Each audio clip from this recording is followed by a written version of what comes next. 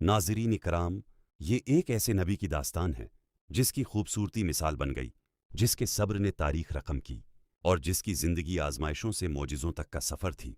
ये है हज़रत यूसुफ़ अलैहिस्सलाम की हैरत अंगीज़ कहानी। हज़रत यूसुफ़ अलैहिस्सलाम हज़रत याकूब अलैहिस्सलाम के बेटे थे। वो अपने वालिद के बेहद महबूब थे। उनकी मासूमियत, हसन और पाकीज़गी हर एक को मुतासिर करती थी। एक रात हज़रत यूसुफ़ अलैहिस्सलाम ने एक अजीब ख्वाब देखा। उन्होंने देखा कि 11 सितारे, सूरज और चांद उन्हें सजदा कर रहे हैं। सुबह होते ही वो अपने वालिद हज़रत याकूब अलैहिस्सलाम के पास गए और अर्ज़ किया, अबा जान, मैंने ख्वाब में देखा कि 11 सितारे, सूरज और चांद मुझे सजदा कर रहे हैं। हज़रत याकूब अलैहिस्सलाम ये ख्वाब सुनकर समझ गए कि ये कोई आम ख्वाब नहीं, बल्कि अल्लाह की तरफ से एक अजीम इशारा है।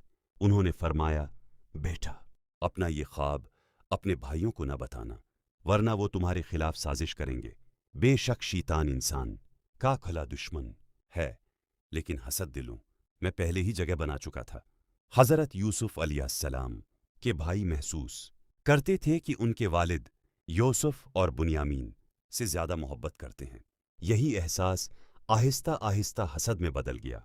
एक दिन भाइयों ने आपस में मशूरा किया। उन्होंने कहा, यूसुफ़ को रास्ते से हटा दो ताकि वालिद की पूरी तोजा हमारी तरफ हो जाए।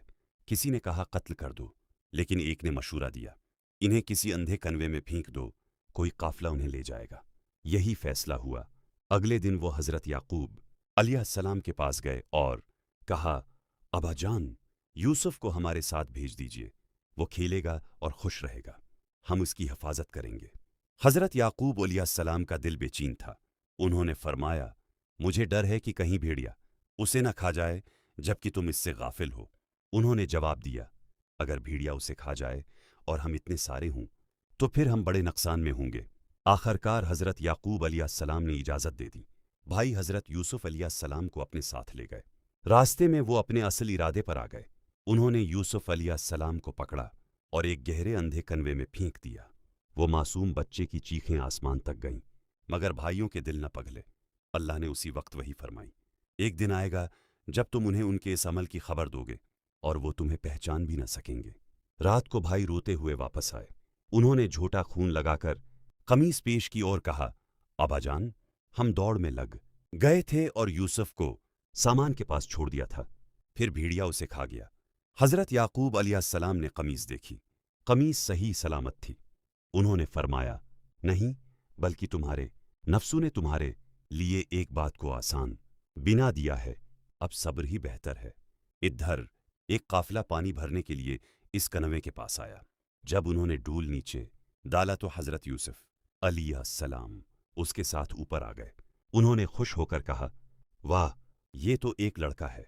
उन्होंने यूसुफ़ अलैहिस्सलाम को गुलाम बनाकर मिस्र के बाजार में बेच दिया, बहुत कम कीमत पर, लेकिन अल्लाह के मंसूबे बहुत बड़े थे। मिस्र के एक बड़े अजीज़ ने उन्हें खरीद लिया।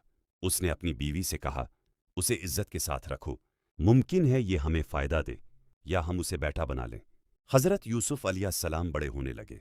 अल्लाह ने उन्हें हुस्न, हिकमत और इल्म अता फरमाया, लेकिन आजमाइश अभी बाकी थी। अजीज़ मिस्र की बीवी ज़ुलेखा उनके हुस्न और पाकीज़गी से मुतासिर हो गई। एक दिन उसने महल के दरवाजे बंद किए और कहा, आओ। लेकिन हज़रत यूसुफ़ अलैहिस्सलाम ने फरमाया, मैं अल्लाह की पुनाह मांगता हूँ, बेशक मेरा रब बेहतर ठिकाना देने वाला है।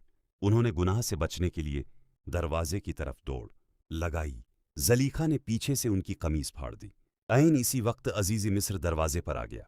ज़लीखा ने फ़ौरन इल्ज़ाम यूसुफ़ अलैहिस्सलाम पर डाल दिया, लेकिन अल्लाह ने सच को ज़ाहिर कर दिया। एक गवाह ने कहा, अगर कमीज आगे से फटी है तो औरत सच्ची है, और अगर पीछे से फटी है तो यूसुफ़ सच्चे हैं।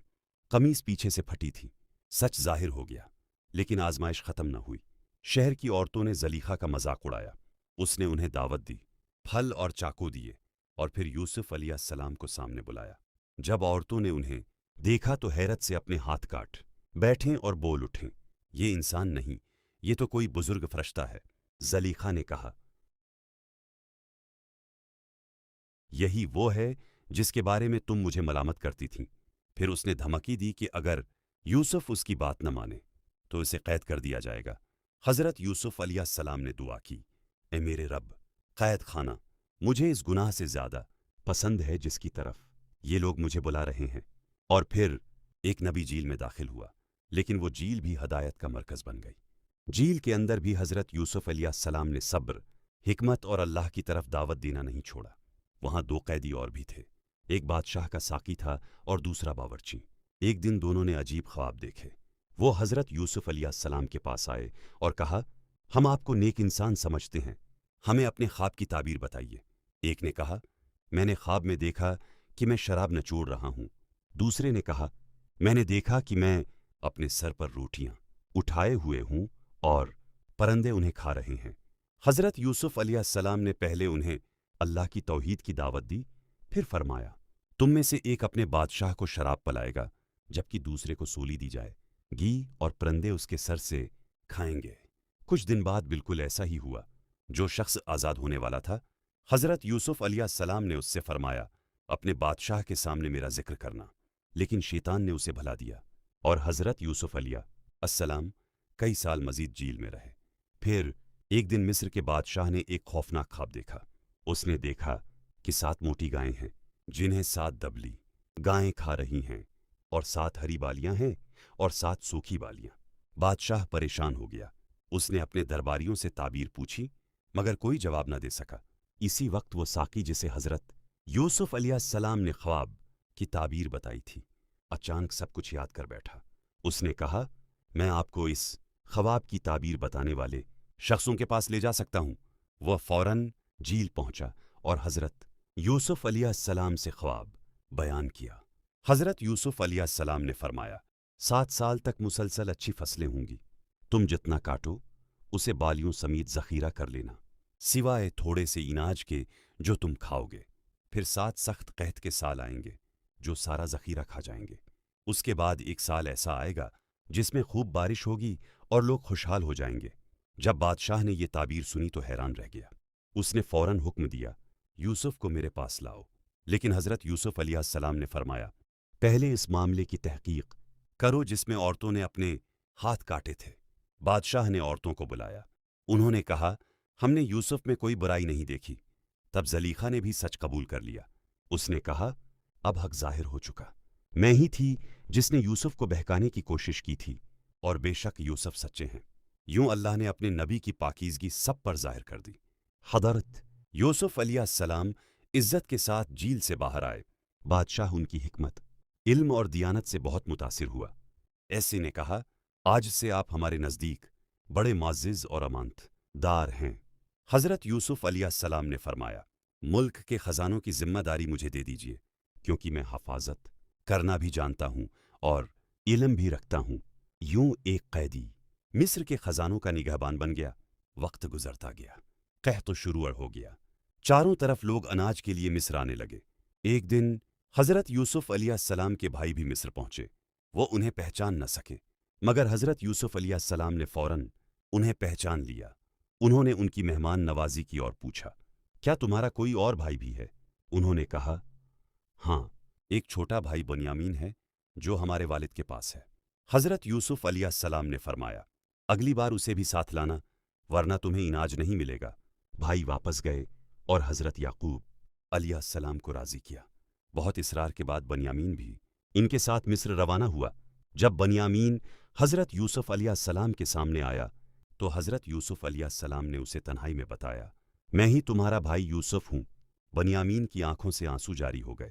پھر حضرت یوسف علیہ السلام نے ایک حکمت عملی اختیار کی تاکہ بنیامین کو اپنے پاس رکھ سکیں۔ انہوں نے شاہی پیمانہ بنیامین کے سامان میں رکھوا دیا۔ جب قافلہ روانہ ہونے لگا تو اعلان ہوا، بادشاہ کا پیمانہ چوری ہو گیا ہے۔ تلاشی لی گئی اور پیمانہ بنیامین کے سامان سے نکلا۔ بھائی حیران رہ گئے۔ وہ بولے، اگر اس نے چوری کی ہے تو اس کا ایک بھائی بھی پہلے چوری کر چکا ہے۔ یہ سن کر حضرت یوسف علیہ السلام نے اپنے دل کا درد چھپا لیا۔ انہوں نے صبر کیا۔ آخرکار وقت آ گیا جب حضرت یوسف علیہ السلام نے اپنی شناخت ظاہر کرنے کا فیصلہ کیا۔ انہوں نے فرمایا، کیا تم جانتے ہو کہ تم نے یوسف اور اس کے بھائی کے ساتھ کیا کیا تھا؟ بھائی حیرت سے کانپ اٹھے۔ انہوں نے کہا، کیا آپ واقعی یوسف ہیں؟ حضرت یوسف علیہ السلام نے فرمایا، ہاں، میں یوسف ہوں اور یہ میرا بھائی ہے۔ اللہ نے ہم پر فضل فرمایا۔ بھائی شرمندگی سے جھک گئے۔ انہوں نے کہا، اللہ کی قسم، اللہ نے آپ کو ہم پر فضیلت دی اور بے شک ہم خطا کار تھے۔ لیکن حضرت یوسف علیہ السلام نے وہ جملہ کہا جو قیامت تک معافی اور رحم کی مثال بن گیا۔ آج تم پر کوئی ملامت نہیں، اللہ تمہیں معاف فرمائے۔ پھر انہوں نے اپنی قمیص دی اور فرمایا، یہ قمیص میرے والد کے چہرے پر ڈال دینا، ان کی بینائی واپس آ جائے گی۔ ادھر کنعان میں حضرت یعقوب علیہ السلام نے فرمایا، مجھے یوسف کی خوشبو آ رہی ہے۔ لوگوں نے کہا، آپ ابھی تک یوسف کے خیال میں ہیں۔ لیکن جب قمیص پہنچی اور حضرت یعقوب علیہ السلام کے چہرے پر ڈالی گئی تو ان کی بینائی واپس آ گئی۔ آخرکار وہ عظیم لمحہ آ گیا۔ حضرت یعقوب علیہ السلام، ان کے بیٹے اور پورا خاندان مصر پہنچ گیا۔ حضرت یوسف علیہ السلام اپنے والدین کو تخت پر بٹھاتے ہیں اور پھر تمام بھائی احترام میں جھک جاتے ہیں۔ اسی لمحے حضرت یوسف علیہ السلام کو بچپن کا خواب یاد آ گیا۔ 11 ستارے، سورج اور چاند، سب خواب حقیقت بن چکا تھا۔ حضرت یوسف علیہ السلام نے فرمایا، اے میرے رب، تو نے مجھے حکومت عطا فرمائی، خوابوں کی تعبیر سکھائی اور مجھے آزمائشوں سے نکال کر عزت دی۔ یہ کہانی ہمیں سکھاتی ہے کہ اگر انسان صبر کرے، اللہ پر بھروسہ رکھے اور پاکیزگی کو نہ چھوڑے تو کنواں بھی محل بن سکتا ہے، قید خانہ بھی عزت کا راستہ بن سکتا ہے اور آزمائشیں بھی کامیابی کی سیڑھی بن جاتی ہیں۔